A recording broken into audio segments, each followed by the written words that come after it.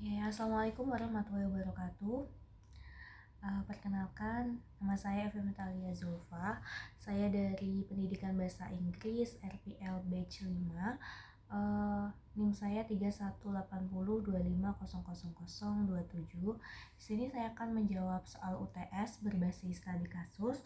Untuk kasusnya, saya memilih menganalisis kasus yang pertama, yaitu tentang guru yang menampat siswa di salah satu sekolah di Jawa Barat, tepatnya di Banten. Dalam kasus ini adalah seorang kepala sekolah di salah satu sekolah viral karena menampar siswa yang tertangkap merokok di sekolah. Kasus ini memicu protes siswa dan menjadi perdebatan publik mengenai disiplin dan kekerasan dalam dunia pendidikan. Nah, untuk pertanyaan pertama, apakah kekerasan dalam dunia pendidikan adalah hal yang dibenarkan? Menurut saya, kekerasan dalam dunia pendidikan itu adalah hal yang tidak dibenarkan sama sekali. Kenapa? Karena untuk melatih kedisiplinan tidak harus menggunakan kekerasan. Nah, pendidikan itu tujuannya atau sejatinya itu membentuk karakter peserta didik melalui pembinaan, bukan melalui hukuman yang menyakiti peserta didik atau menyakiti siswa. Nah, di sini seorang kepala sekolah itu harus bisa menjadi teladan bagi warga sekolah, terutama dalam mengendalikan emosi dan menyelesaikan masalah. Yang mana sebagai seorang kepala sekolah dia harus punya rasa atau punya sikap yang bijak agar tindakan yang diambil itu tidak melanggar etika profesi seorang guru atau tidak merugikan pihak-pihak tertentu di sekolah. Nah, tindakan kepala sekolah tersebut juga bisa berakibat negatif terhadap psikologi siswa, seperti adanya trauma, adanya malu, bahkan siswa itu bisa menjadi kehilangan rasa hormat kepada guru karena dia merasa, oh, Pak ini mendidik dengan cara tidak disiplin, tapi Pak ini malah sukanya marah-marah, sukanya menghukum seenaknya. Lah, tindakan itu kurang tepat kalau di dunia pendidikan. Mungkin kalau hukuman itu masih bisa diterapkan, tapi dengan catatan hukuman tersebut tidak menyakiti fisik maupun psikologis si peserta didik tersebut. Nah, yang kedua, menganalisis kasus tersebut dengan pendidikan humanistik. Sebelumnya, apa sih pendidikan humanistik itu? Pendidikan humanistik itu dikenal dengan memanusiakan manusia. Jadi, siswa itu dipandang sebagai seorang insan, seorang manusia yang memiliki perasaan, memiliki potensi, dan memiliki hak secara sosial dan moral. Nah, dalam kasus ini menunjukkan adanya kurangnya empati seorang kepala sekolah dan kurang komunikasi. Mungkin maksud kepala sekolah itu baik, tidak boleh merokok di lingkungan sekolah. Namun, jika dikaitkan dengan pendekatan humanistik, cara kepala sekolah tersebut kurang tepat. Seharusnya Bapak Kepala Sekolah atau Ibu Kepala Sekolah tersebut melakukan beberapa hal seperti memahami alasan siswa itu merokok. Jadi yang tadi ketangkep merokok ditemukan dalam suatu forum, dikumpulkan dalam suatu forum.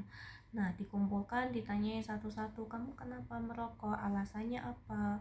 Kenapa kamu merokok di sekolah? Ditanyakan alasannya satu-satu. Yang selanjutnya mengajak diskusi siswa-siswa tersebut yang tertangkap merokok. Nah, bahwa siswa tersebut itu dikasih pengertian bahwa kamu itu merokok itu tuh tindakan yang tidak tepat, terutama dalam dunia pendidikan.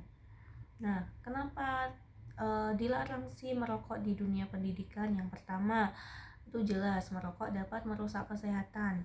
Yang kedua, kalau kamu merokok di lingkungan sekolah itu dapat menurunkan fokus belajar kamu di sekolah, seperti itu. Jadi yang pertama tadi memahami alasan merokok, yang kedua mengajak siswa diskusi, dan yang ketiga sebagai seorang kepala sekolah, kita juga bisa memberikan konseling dan pembinaan. Nah, konseling ini kita sebagai kepala sekolah bersinergi atau berintegrasi dengan guru BK dan waka kesiswaan, yang mana ketiga komponen tersebut melakukan konseling dan pembinaan tentang bahaya merokok di lingkungan sekolah. Nah, dengan harapan hal ini itu menjadi korektif. Korektif itu apa? Korektif itu pencegahan setelah kejadian tersebut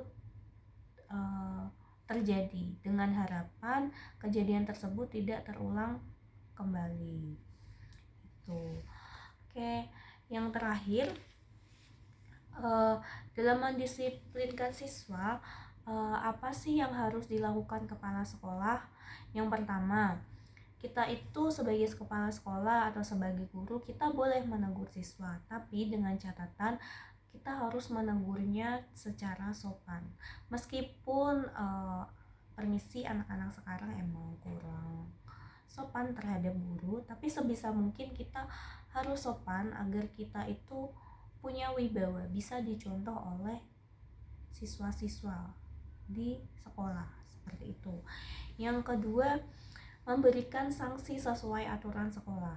Nah, dalam sekolah tentu ada sanksi-sanksi terhadap pelanggaran-pelanggaran tertentu. Nah, itu bisa di highlight. Kalau kamu merokok, berarti misal kamu merokok, berarti nanti kamu dapat poin sekian. Ada hukuman tertentu. Nah, seperti itu. Yang kedua, bisa memanggil orang tua untuk bekerja sama. Nah, sejatinya pendidikan itu tidak hanya dilakukan di sekolah, tapi pendidikan juga dilakukan di rumah. Atau bahasanya, pendidikan di sekolah adalah lanjutan dari pendidikan di rumah. Jadi apa yang pelajari di rumah biasanya siswa itu diimplementasikan atau diimplikasikan di sekolah, seperti itu. Yang keempat, memberi konseling, yaitu bisa bersama BK dan kesiswaan seperti yang saya bahas di poin sebelumnya. Dan yang terakhir, sebagai guru kita itu harus memberikan contoh yang baik. Contohnya dalam kasus ini dilarang merokok di lingkungan sekolah. Nah, terutama bapak-bapak guru yang merokok, sebisa mungkin tidak merokok di lingkungan sekolah. Kenapa? Karena kita itu perilaku, tindakan, tutur kata kita ditiru oleh siswa-siswa di sekolah secara tidak langsung, seperti itu.